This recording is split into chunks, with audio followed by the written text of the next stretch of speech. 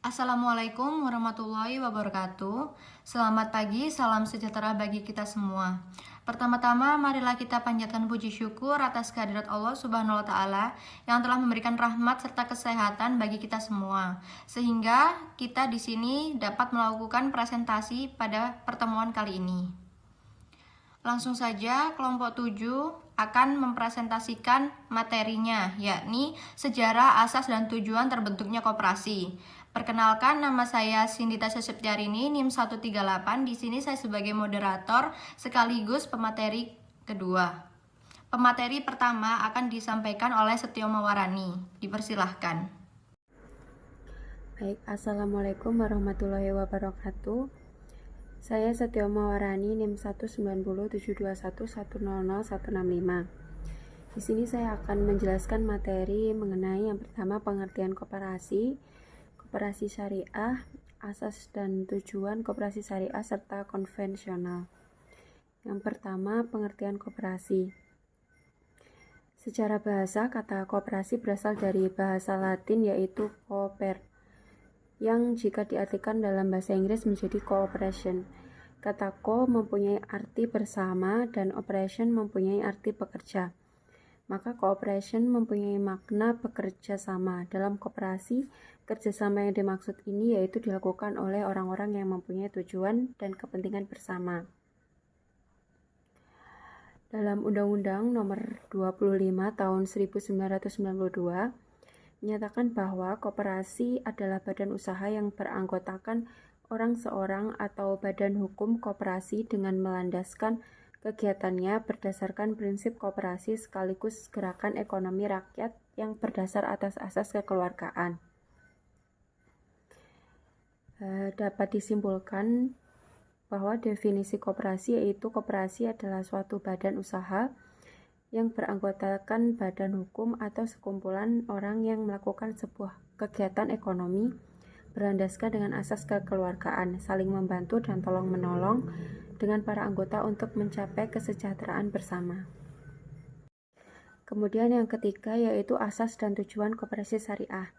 Asas koperasi syariah ini mempunyai beberapa landasan, yakni yang pertama, koperasi syariah berlandaskan syariah Islam yaitu Al-Quran dan As-Sunnah, dengan ta'awun saling menolong dan takaful saling menguatkan. Kemudian koperasi syariah juga berlandaskan kepada Pancasila dan Undang-Undang Dasar 1945, dan bahwa koperasi syariah berasaskan kekeluargaan.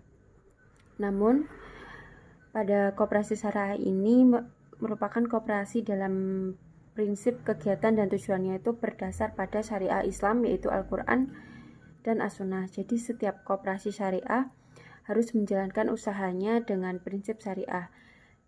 Adapun jika terdapat usaha produktif simpan pinjam, maka sudah seharusnya produk serta operasionalnya harus mengacu terhadap fatwa Dewan Syariah Nasional Majelis Ulama Indonesia. Kemudian yang terakhir yaitu asas dan tujuan koperasi konvensional. Koperasi syariah. Asas koperasi konvensional dalam pasal 2 Undang-Undang Koperasi dan Usaha Kecil Menengah Nomor 1991 bahwa ditetapkan sebagai asas koperasi yang dimaksud dengan koperasi syariah dalam pasal 5 bagian dalam kegiatan usahanya bergerak di bidang investasi, pembiayaan dan simpanan sesuai asas koperasi di Indonesia yakni asas kekeluargaan dan kegotong royongan. Jadi koperasi syariah merupakan suatu badan usaha yang terdiri dari cerminan adanya atau kesadaran manusia untuk melakukan kegiatan ekonomi dalam koperasi atas dasar keadilan berdasarkan pada kebenaran dan juga berani berkorban demi kepentingan bersama. Kemudian dengan adanya asas kekeluargaan berharap dapat menumbuhkan kesadaran para anggota koperasi agar saling tolong-menolong dan bersatu dengan rasa setia kawan yang tinggi dengan kerjasama yang baik. Kemudian untuk asas kegotong royongan berharap bahwa terdapat kesadaran semangat akan bekerja sama dan amanah terhadap tanggung jawab bersama yang sudah diberikan. Jadi untuk arti dari asas koperasi merupakan sikap semangat yang tinggi dalam menjalankan tanggung jawab dan saling bekerja sama agar dapat mewujudkan tujuan dan cita-cita bersama. Kemudian untuk tujuan koperasi konvensional dalam Undang-Undang Nomor 25 Tahun 1992 Pasal 3 menyatakan bahwa koperasi bertujuan memajukan kesejahteraan anggota pada khususnya dan masyarakat pada umumnya serta ikut membangun tatanan perekonomian nasional dalam rangka mewujudkan masyarakat yang maju, adil, dan makmur dalam berlandaskan Pancasila dan Undang-Undang Dasar 1945. Berdasarkan Pancasila dan Undang-Undang 1945 bahwa koperasi di Indonesia adalah sekumpulan orang-orang namun bukan perkumpulan modal sehingga bahwa laba bukan merupakan ukuran utama bagi kesejahteraan anggota. Namun manfaat yang didapat oleh anggota lebih diutamakan daripada laba. Walaupun demikian tetap diusahakan agar koperasi ini tidak merugi.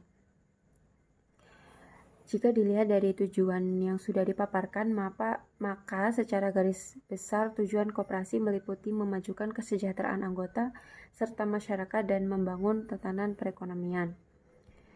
Berdasarkan tujuannya, berikut beberapa fungsi koperasi yang tercantum dalam Pasal 4 Undang-Undang Nomor 25 Tahun 1992, yakni sebagai berikut. Yang pertama, membantu pengembangan kemampuan serta potensi ekonomi khususnya para anggota dan para masyarakat demi untuk meningkatkan kesejahteraan ekonomi sosial berdasar dengan asas kekeluargaan. Kemudian menjadikan dasar kekuatan serta ketahanan perekonomian nasional untuk memperkuat perekonomian rakyat dengan koperasi sebagai sokokurunya. Dan yang terakhir yaitu upaya mempertinggi kualitas kehidupan manusia serta masyarakat dengan turut berperan secara aktif. Alhamdulillahirrahmanirrahim, sekian materi dari saya mengenai asas dan tujuan koperasi syariah dan koperasi konvensional. Kurang lebihnya mohon maaf, saya kembalikan pada moderator. Assalamualaikum warahmatullahi wabarakatuh. Saya sebagai pemateri kedua akan memaparkan tentang sejarah koperasi syariah dan konvensional yang ada di Indonesia. Kelahiran koperasi syariah di Indonesia dilandasi oleh ketentuan Keputusan Menteri Koperasi dan UKM Republik Indonesia Nomor 91/Kep/M KUKM /9/2004 tanggal 10 September 2004 tentang petunjuk pelaksanaan kegiatan usaha koperasi jasa keuangan syariah. Dengan adanya sistem ini membantu koperasi serba usaha di Indonesia memiliki unit jasa keuangan syariah. Yang pertama yaitu Baitul Mal wa Tanwil atau yang disebut dengan BMT. BMT Bina Insan Kamil Jakarta berdiri pada tahun 1992 menjadi inspirasi berdirinya BMT yang lain di seluruh Indonesia. Awalnya hanya merupakan KSM Syariah atau kelompok swadaya masyarakat berlandaskan syariah. Yang kedua yakni UU Nomor 7 Tahun 1992 tentang perbankan menjelaskan bahwa segala bentuk penghimpunan dana dari masyarakat dalam bentuk tabungan dan distribusi dalam bentuk kredit harus berbentuk bank. Kemudian karena hal itu berdirilah beberapa lembaga pengembangan swadaya masyarakat atau yang disingkat LPSM yang mengayomi KSM BMT. Yang ketiga yakni BMT memiliki basis kegiatan ekonomi rakyat dengan falsafah yang sama yaitu anggota oleh untuk anggota berdasarkan Undang-Undang Nomor 25 Tahun 1992 tentang BMT berhak menggunakan badan hukum koperasi.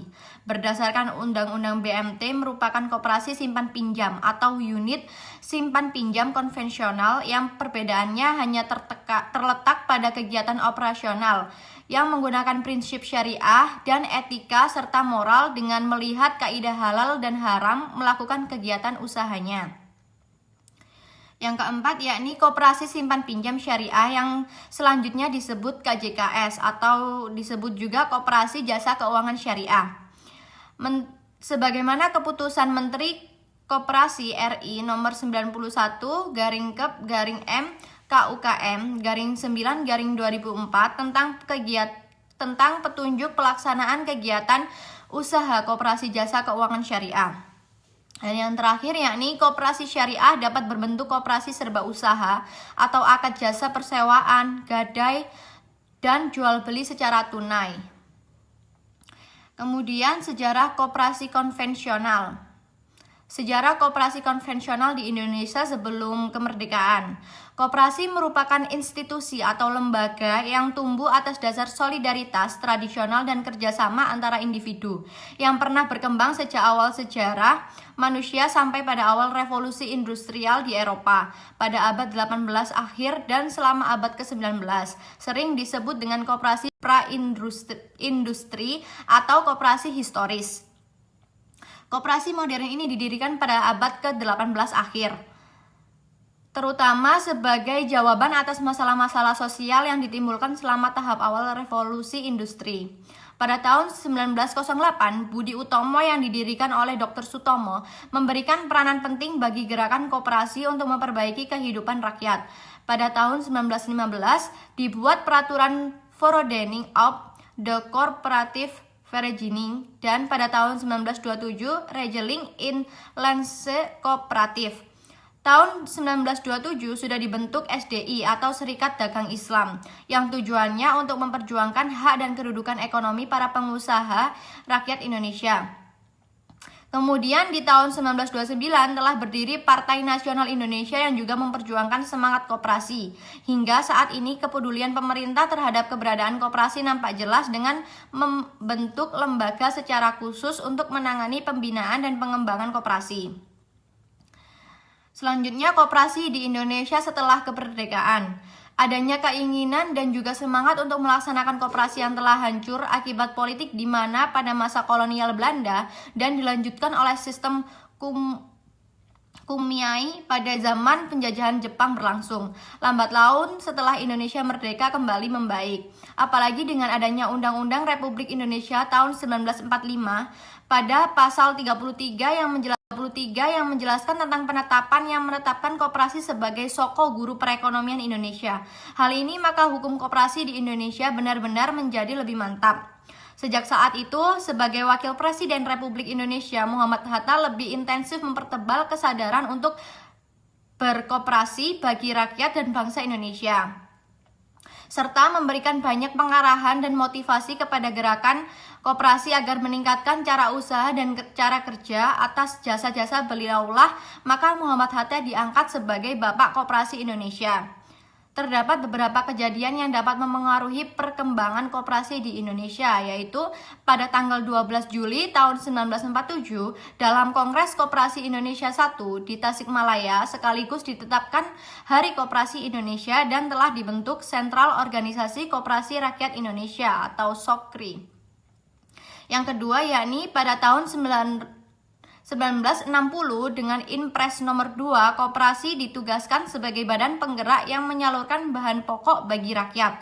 Dengan Inpres nomor 2, pendidikan koperasi di Indonesia ditingkatkan baik secara resmi di sekolah-sekolah maupun dengan cara informal melalui siaran media massa yang dapat memberikan informasi serta menumbuhkan semangat berkoperasi bagi rakyat. Yang ketiga, pada tahun 1961 dibentuk Kesatuan Organisasi Koperasi Seluruh Indonesia. Selanjutnya, pada tanggal 2-10 Agustus 1965 diadakan Musyawarah Nasional Koperasi kedua yang mengesahkan Undang-Undang Koperasi Nomor 14 Tahun 1965 di Jakarta. Yang terakhir yakni koperasi di Indonesia pada zaman Orde Baru hingga sekarang ini.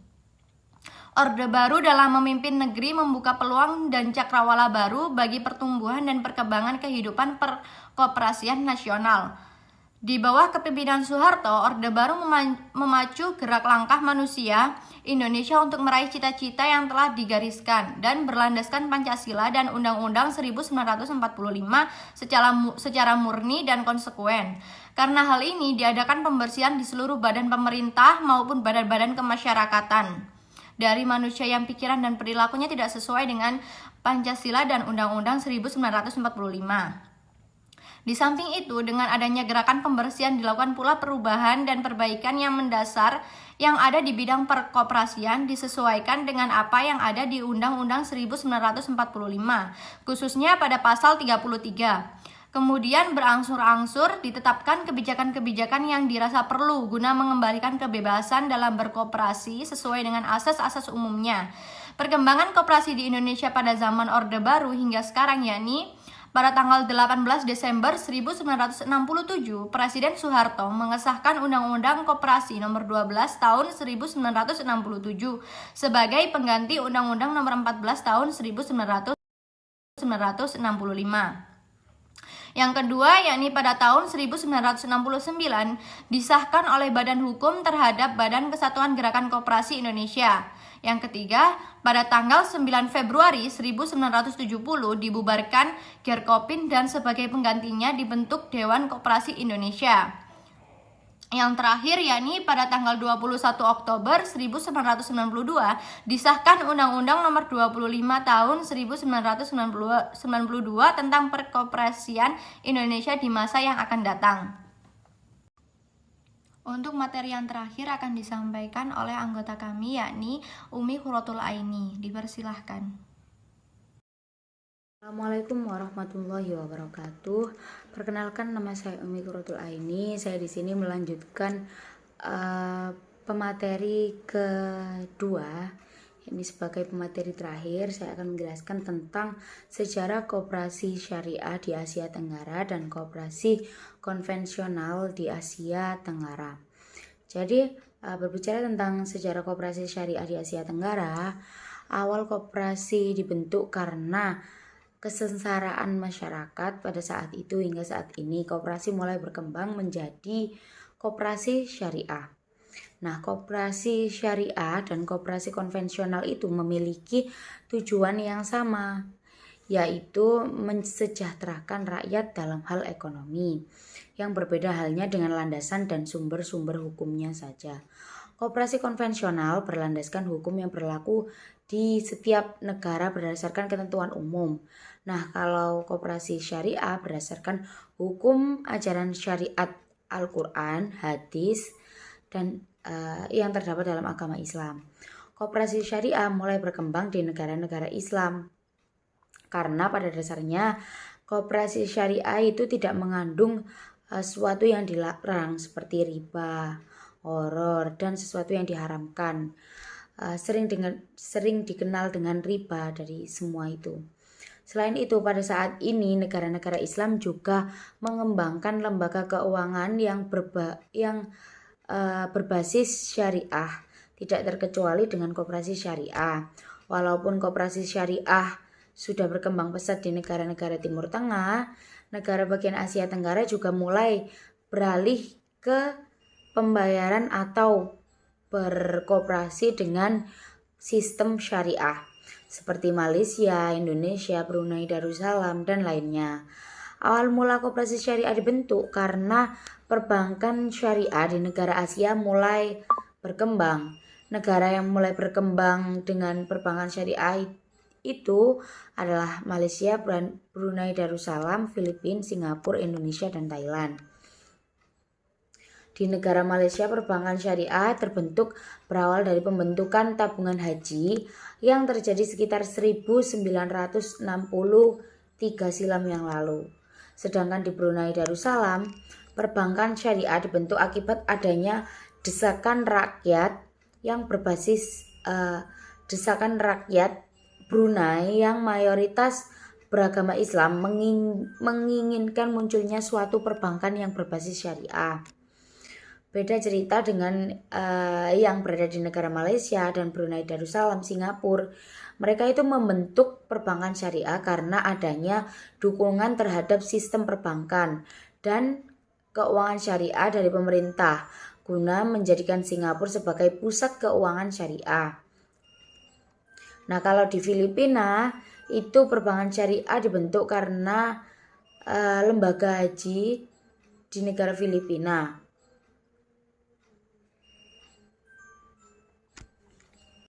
Dan untuk negara Thailand sendiri, pembentukan perbankan syariah itu dilandasi karena kurangnya fasilitas keuangan berbasis syariah untuk umat muslim yang berada di negara Filipina tersebut.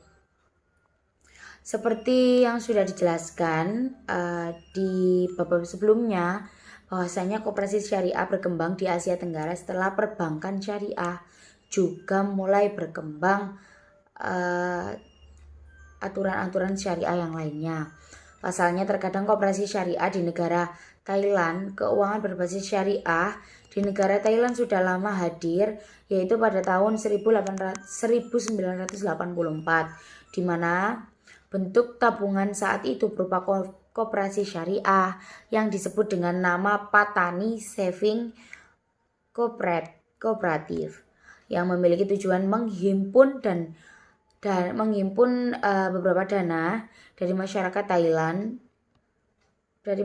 Thailand Selatan yang mayoritas penduduk di sana beragama Islam.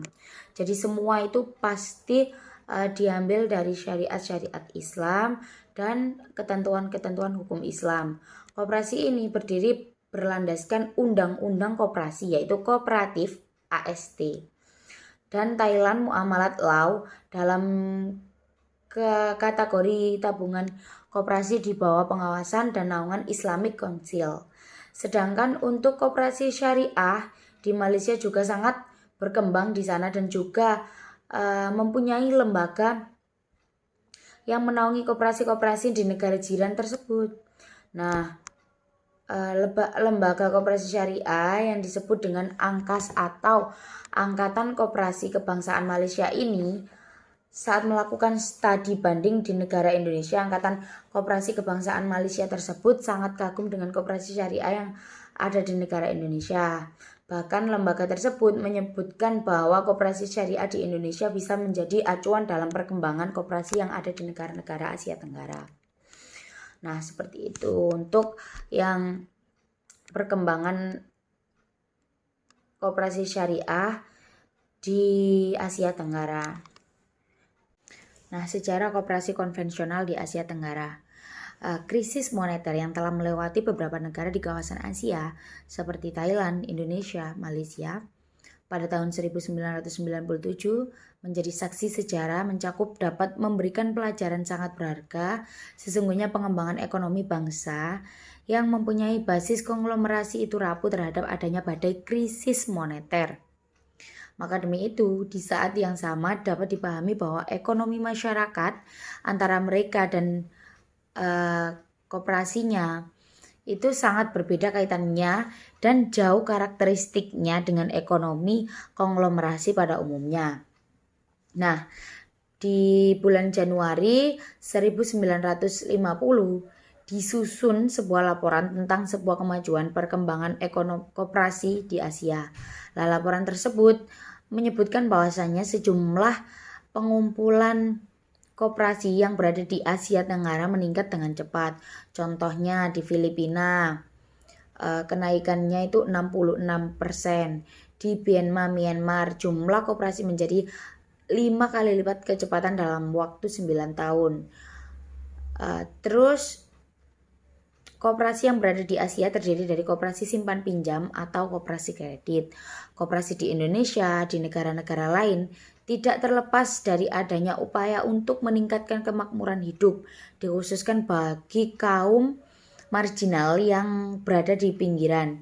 Nah, tidak melalui pendekatan dapat dijelaskan kepada para pembaca bahwa koperasi itu dikelola dengan baik dan senantiasa mampu mencapai tujuan idealnya, yaitu meningkatkan kesejahteraan anggotanya, karena hal tersebut dibuktikan dengan adanya rentetan sejarah keberhasilan di koperasi negara-negara maju dan berkembang. Nah, seperti itu. Mungkin ini ada beberapa dari negara yang ada di Asia Tenggara yang mempunyai sejarah koperasi. Yang pertama negara Thailand, yaitu pada tahun pembentukan departemennya itu di tahun 1915. Di awal kelahiran koperasi pertama di Thailand, departemen koperasi di Thailand mempunyai sebuah landasan untuk melariskan dan mempromosikan sponsor dan mengembangkan kelompok promosi dan kelompok petani menuju ketahanan, kemandirian, dan adanya semangat departemen koperasi tersebut. Nah, Timur Leste. Sejarah pertumbuhan koperasi di Timur Leste berawal dari mengangkat model koperasi wanita, yaitu Setia Budi Wanita atau biasa disingkat dengan SBW, yang berada di Jawa Timur. Dan yang terdapat pertama dalam hal manajemen tanggung renteng, koperasi yang terdapat di Timur Leste ini merupakan wadah dari bagian salah satu pilar ekonomi negara yang bukan selain sektor publik dan wisata. Dan dapat diketahui jumlah koperasi di Timur Leste saat ini 84 unit. Dan jatuh pada tahun 2017 sebuah koperasi simpan pinjam dan koperasi serba usaha. Pemerintah Timur Leste menargetkan koperasi tumbuh menjadi 300 koperasi. Nah, seperti itu. Terus di Filipina. Nah, kelahiran koperasi di Filipina dipicu dari lahirnya kebijakan reformen agrari. Beberapa koperasi terdapat suatu keberhasilan atau perkembangan di Filipina. Nah, salah satunya adalah Federasi Koperasi Mindanao atau biasa disingkat dengan FEDCO yang memiliki jumlah sekitar 20 anggota koperasi dan 3.600 petani perorangan. Koperasi tersebut telah mengelola hampir 505.000 hektar lahan yang dengan komoditi tersebut. Mideco merupakan salah satu koperasi yang berdiri karena didukung oleh LSM di tahun 1980. Yang terakhir ada negara Malaysia. Nah, ini contoh negara di Asia Tenggara. Malaysia ini berawal dari gerakan koperasi di Malaysia yang diperkenalkan pada tahun 1909 oleh pemerintah kolonial, berhasil menciptakan RIDA atau biasa disingkat dengan RIDA, kepanjangannya Otorita Pengembangan Pedesaan dan Industri. Pada tahun 1990 membantu memfasilitasi melalui pengembangan yang berada di pedesaan yang terintegrasi. Dan dapat diketahui gerakan koperasi yang terkenal di Malaysia adalah Gerakan Koperasi Pengembangan Perumahan. Nah, seperti itu. Cukup dari saya. Terima kasih. Wassalamualaikum warahmatullahi wabarakatuh.